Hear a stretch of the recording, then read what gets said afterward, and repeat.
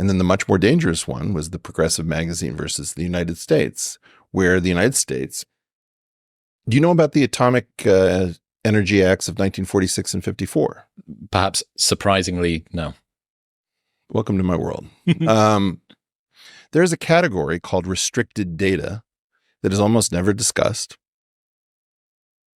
which is the only place in law where if you and I were to work at a table at a cafe and I were to show you something that could influence nuclear weaponry, the government doesn't need to classify it. It is born secret the instant my pen touches the paper and writes it down. How is it defined? Anything that impinges on nuclear weapons, including just information. So you don't have a Q clearance. I don't have a Q clearance. We don't work for the government. Just simply by creating it. All we're doing is physics. Wow. Yeah.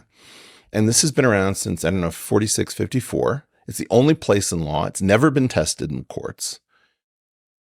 And if you couple that to the 1917 Espionage Act, which carries capital punishment, I believe that it is illegal to seek information at a Q level if you don't have an access to it.